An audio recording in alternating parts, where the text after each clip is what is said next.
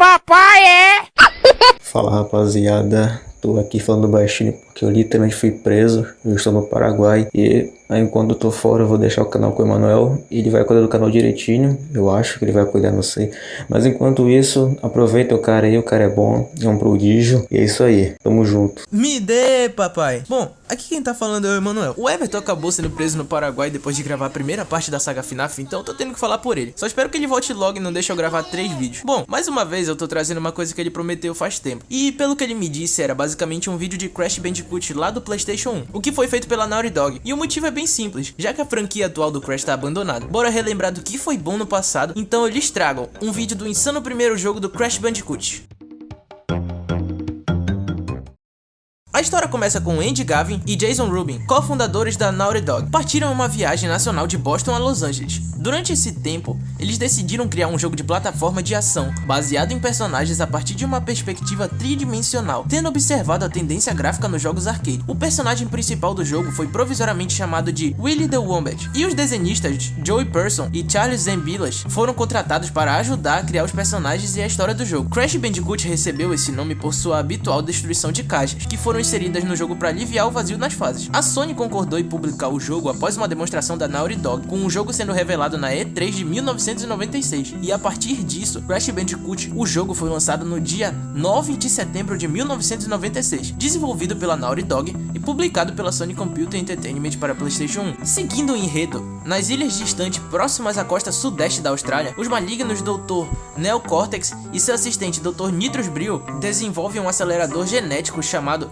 Evolvo Ray para transformar os habitantes das ilhas em feras com força sobre-humana, e eles escolhem um Bandicoot chamado Crash para ser o general de seu exército de animais soldados. No entanto, o Cortex decide fazer um teste inicial em um ainda não totalmente funcional Vórtice Cortex, a máquina que detém o Evolvo Ray. Apesar de seu assistente alertar que o vórtice não tá pronto, Cortex testa Crash na máquina, mas o experimento falha e o vórtice o rejeita. Crash aproveita o momento para escapar pela janela e acaba caindo em mar aberto. Cortex mantém Tawna, outra Bandicoot, como sua próxima cobaia. E já que Tawna é namorada do Crash, ele parte uma jornada para resgatá-la. Inicialmente o Crash só tem duas funções nesse jogo, pular e girar. E além dos perigos escondidos na Wumpa Island, uma ilha fictícia localizada na costa noroeste da Austrália, o Crash também destrói caixas que contém diversos tipos de itens, como as Wumpa Fruit, e não são maçãs nem pêssegos, é assim que elas são chamadas. As caixas podem dar vidas, e a máscara do Crash que serve como proteção extra pra ele, chamada de Aqua. E assim como qualquer jogo, sempre vai ter seus impasses no caminho, como criaturas,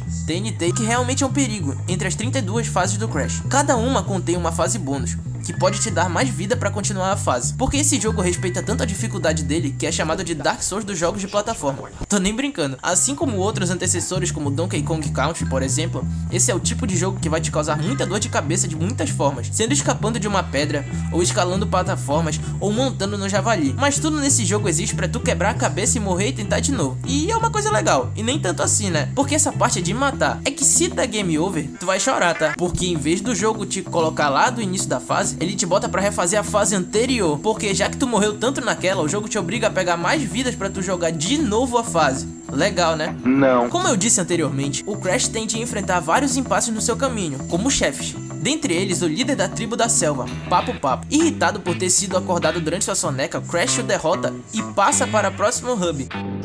Queria fazer um adendo aqui sobre uma fase, que é uma das mais difíceis do jogo, que é aquela que o Crash tem que atravessar pontes e o cenário é recheado de nuvens que torna o mapa quase invisível. Não sei quem teve a ideia de criar ela, mas eu quebraria na porrada o indivíduo que fez essa ideia. Resumidamente, a gente precisa atravessar uma ponte com pontas de madeira que são resistentes, mas outras não são, e tem outras que são de gelo, e o Crash escorrega. É horrível. O objetivo é atravessar toda a ponte com 3 checkpoints, cada um deles na Casa do Chapéu, mas o que torna ela difícil é a duração, e que tu precisa vencer ela com bastante calma, porque senão... Todo velho. Após o Crash vencer o Papo Papo, Crash passa por outras ilhas e derrota outros bosses como o Reaper Roo, um cachorro doidão de coca, e pra derrotar ele é bem simples, só tem que acertar uma TNT bem próxima da hitbox dele e assim você mata o vagabundo. Na próxima ilha, o Crash vai de encontro com uma mina vulcânica e encontra Koala Kong, um boss que vai ficar jogando pedra em você e TNT vai ficar caindo de cima pra derrotá-lo. Você precisa usar as pedras que ele tem dificuldade pra carregar, jogando as pedras de volta nele, assim você o derrota. E notem que ele não malha a perna. Logo concluímos que...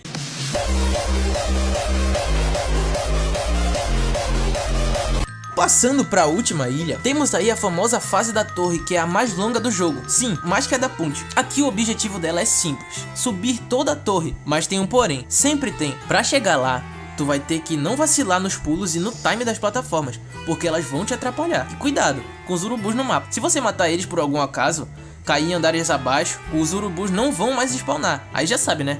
Vai ter que se matar. Calma aí, paizão. E eu não queria te deixar triste, mas essa fase tem apenas um checkpoint.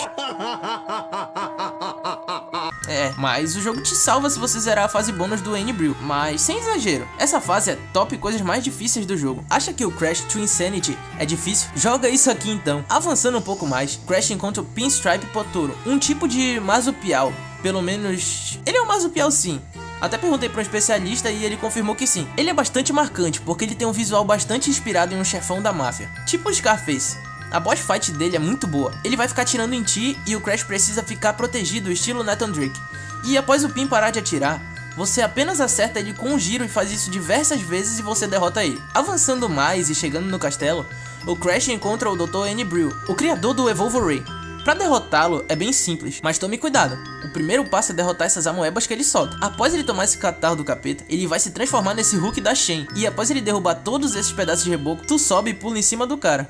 Lá ele. E após fazer isso algumas vezes, tu derrota ele, passando para as últimas fases do jogo. Essa é a fase do laboratório, que é bem complicadinha, pois ela tem uma câmera fixa pra frente e tem muita TNT. Essas amoeba e esse palmole aí que solta raio. O importante é não cair nessas plataformas de armadilha. E não cair também, né? E após algumas sessões de fases bem complicadas, chegamos então no último boss, o Dr. Neo Cortex. A boss fight dele é uma das mais fáceis do jogo. Isso pra mim é um pouco incômodo, porque perde o nível que o jogo transparece. Porque todo o game foi difícil do início ao fim, mas no fim, o boss foi fácil. Eu tenho certeza que o que mais irrita nesse jogo mesmo é as fases, e o foco do jogo sempre foram elas. Então ver o vilão final ser um boss fácil nesse primeiro jogo não surpreende muito. Apesar de que no terceiro jogo o Cortex tem a melhor boss fight da franquia. Enfim, Satoru Gojo uma vez disse que se mistura azul e vermelho forma roxo. E sabe o que significa?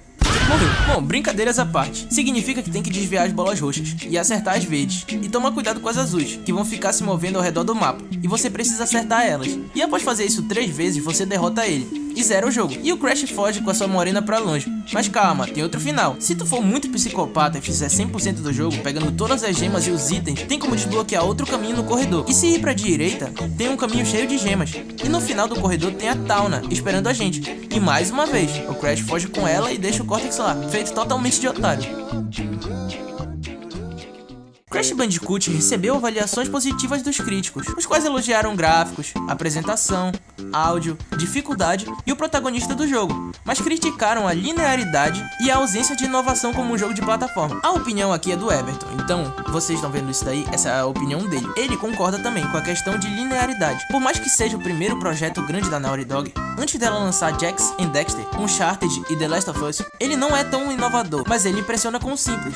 Ele é bem cativante em questão da direção de arte e composição de cenário, e a trilha sonora dele é muito boa, e ele é lembrado pela dificuldade e pelas fases que são difíceis o bastante para deixar pessoas como eu, no caso o Everton, com vontade de jogar o controle na parede. Pra mim, ele tem um 9. O jogo vendeu mais de 6 milhões de unidades, tornando-se um dos jogos mais vendidos da PlayStation, e logo logo ele teria uma continuação, mas isso é papo para outro vídeo. Só passando aqui pra deixar um agradecimento pro Everton, que tá aproveitando esse tempo preso aí pra descansar, né? E agradecer todo mundo que tá vendo esse vídeo, até porque o Everton fez esse roteiro e deu muito trabalho, então a opinião que vocês estão vendo no vídeo é a opinião dele. Eu agradeço isso daí, um grande abraço pra todo mundo que tá vendo, falou!